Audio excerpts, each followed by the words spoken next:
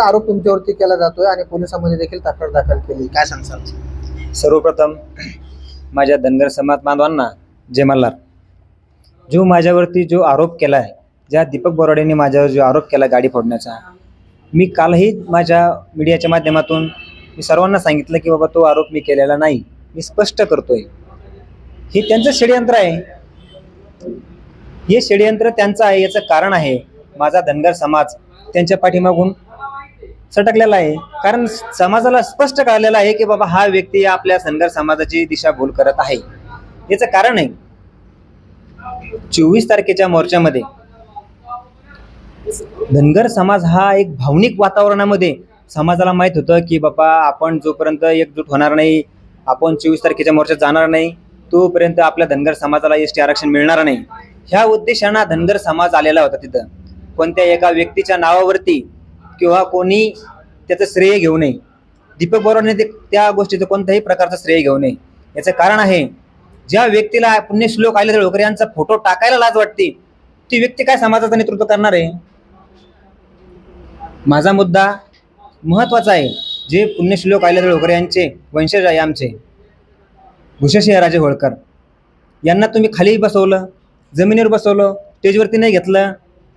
हा त्यांचा अपमान म्हणजे आमच्या धनगर समाजाचा अपमान आहे, आमच्या अस्मितेचा अपमान आहे. आमचे गोपीचंद पडळकर साहेब यांनी अहोरात्र धनगर समाजासाठी काम केलेलं आहे. त्यांना तुम्ही डावललं कारण त्यांना 70% धनगर समाज ऐकायला आलेला होता, बाबा पडळकर साहेब काय दिशा देणार आहे समाजासाठी. तर त्यांना बोलू दिलं नाही, वरती येऊ दिलं नाही. मग त्यांना तुम्ही येऊ दिलं नाही, वरती बोलू दिलं नाही. तुम्हाला तुमचा परिवार वरती चालतो, तुमचे मुली तुम्ही वरती चालत्या, तुमचे बायको तुम्हाला वरती चालते, तुमचे भाऊ तुम्हाला वरती चालते, तुमची पुतणी तुम्हाला वरती चालते. तुम्ही समाजाच्या स्टेजवरून तुमच्या भावाचा परिचय करून देताय, हे कितीपत योग्य आहे?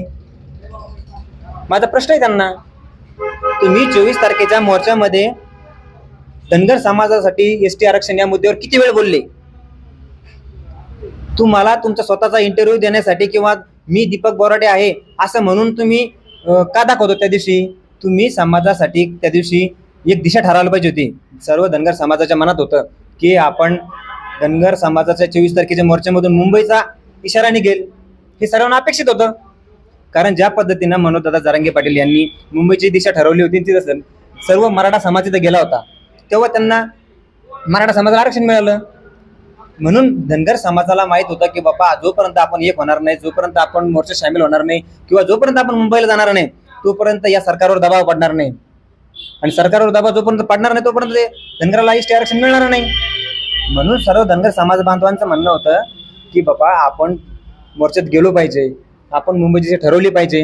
हे प्रत्येक क्षणी काय म्हणतात, प्रत्येक अनाउन्समेंटमध्ये म्हणतात की हा माझा शेवटचा लढा आहे. हा लढा शेवटचा कसा असू शकतो?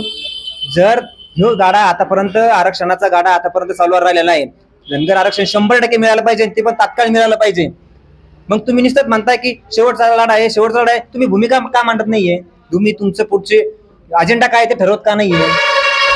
धनगर समाजाला काय मिळालं पाहिजे? धनगर समाजासाठी या व्यक्तीने आतापर्यंत कोणत्या पद्धतीचा लाभ मिळवून दिला? एखाद्या व्यक्तीला एखाद्या शासकीय योजनेचा लाभ मिळवून दिला का? ज्या जालन्यामध्ये धनगर समाजाचं अस्मितेचं मराठवाड्यातलं सर्वात मोठं पुण्यश्लोक अहिल्यादेवी होळकर यांचं स्मारक आहे, त्या स्मारकाच्या ठिकाणी तुम्ही उपोषणाला बसले होते. त्या स्मारकाचं अहिल्यादेवी होळकरांचं नाव तुम्ही किती वेळेस घेतलं? त्या उपोषणाच्या ठिकाणी घेतलंय का? तुमच्या फक्त डोक्यात एकच आहे की माझी स्वतःची मार्केटिंग, माझे फोटो.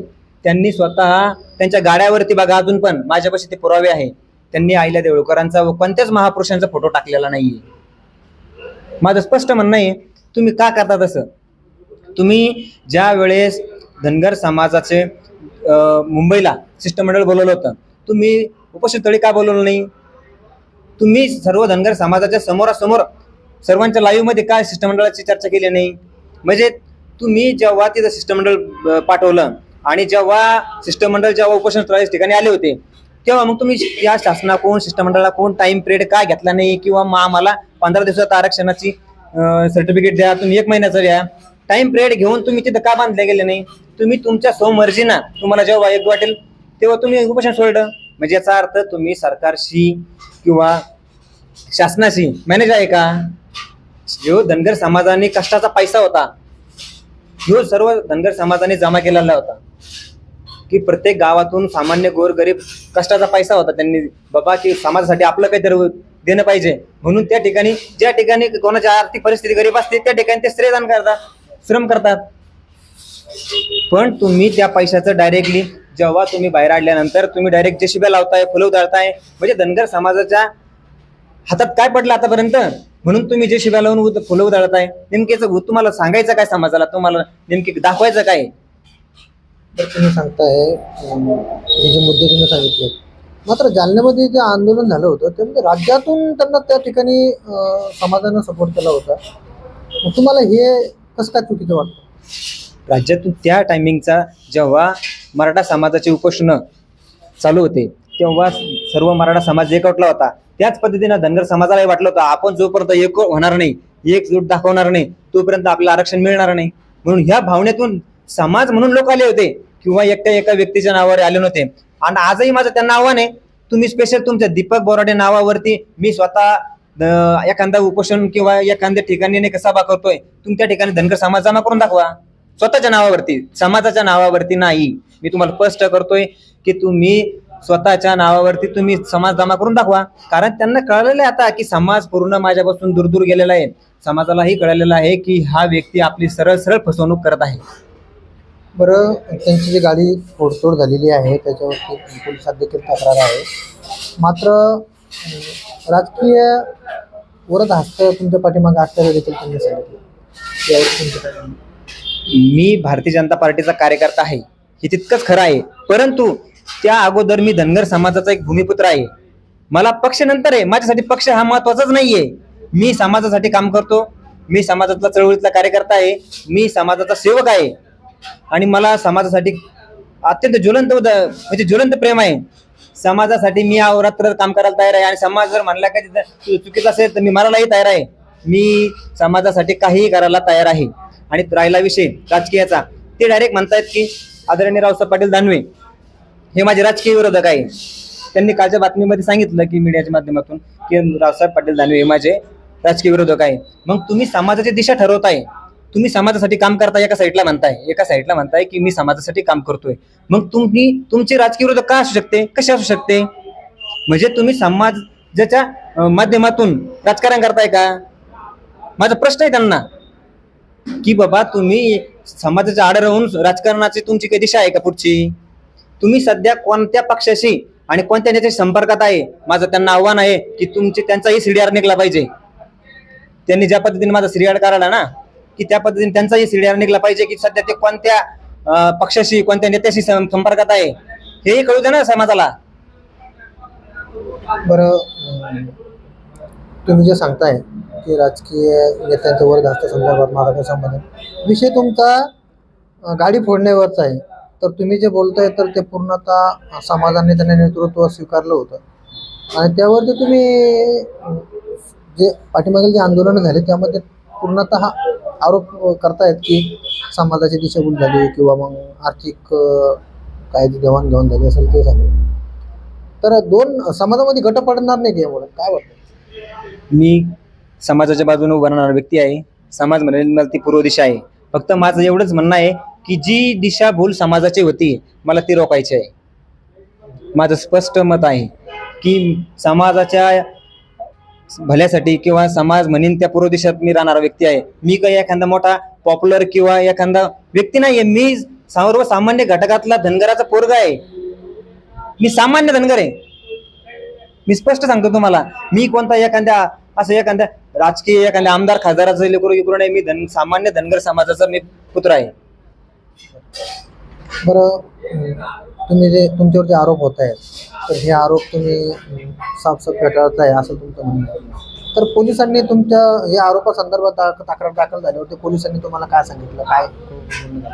तो पोलीस प्रशासन माझ्या सध्या चौकशी करताय. त्यांनी माझ्यावरती गुन्हा नोंद केलेला आहे. मी तिथं पोलीस प्रशासनामध्ये जाऊन आलेलो आहे. त्यांनी माझे जबाब घेतले, ते माझ्या सध्या चौकशी करत आहे. काय सांगाल समाजाला आता सध्या हे जे चाललंय वातावरण याबद्दल तुमचं समाजाला काय सांगाल? त्यांनी ज्या पद्धतीने माझ्यावरती राजकीय आरोप करता येते, या चळवळीच्या अगोदर त्यांचीही पार्श्वभूमी बघा एकदा. ते कोणत्या पक्षात काम करत होते, ते कोणत्या पक्षाकडून इलेक्शन लढलेले, ह्याही गोष्टी तुम्ही थोडा अभ्यास करायला पाहिजे. ती सध्या कोणत्या पक्षाच्या संपर्कात आहे, ते कोणत्या नेत्याच्या संपर्कात आहे माझं. आणि दुसरा विषय, त्यांची पाठीमागची जर पार्श्वभूमी बघितली, ते एक वाळी माफिया आहे, त्यांच्या हॉटेल आहे, हे तुम्ही बघा. माझ्या सर्व धनगर समाज बांधवांना विनंती आहे की त्यांची या अगोदरची पार्श्वभूमी तुम्ही अत्यंत चौकशीपूर्वक बघा. जर माझं जर खोटं असेल तर तुम्ही स्पष्ट शहानिशा करा, त्या ठिकाणी जा, बघा त्यांच्या हॉटेल आहे की नाही, या अगोदर ते वाळू माफिया होते की नव्हते, या सगळ्या गोष्टी तुम्ही चौकशी करा. बरं ठीक आहे. शेवटचा प्रश्न असा असेल, तुमच्यावर जो आरोप झालेला आहे त्या आरोपावर तुमचं परत आता काय म्हणणं आहे? माझं त्या आरोपावर स्पष्ट म्हणणं आहे की मी ती गाडी फोडलेली नाहीये, ही त्यांचं षडयंत्र आहे. त्यांना फक्त सध्या सोशल मीडियाच्या माध्यमातून त्यांना फक्त जनतेसमोर दिसायचं आहे. याच्या पलीकडे त्यांचा दुसरा कोणता हेतू नाहीये. त्यांना समाजाची दिशाही कळत नाही, त्यांचा अजेंडा काय हे सुद्धा कळत नाहीये. धनगर समाजाला फक्त माझं एकच म्हणणं आहे की धनगर समाजाच्या पदरात एसटी आरक्षण प्रमाणपत्र पडलं पाहिजे. मी यासाठी अहोरात्र काम करायला तयार आहे.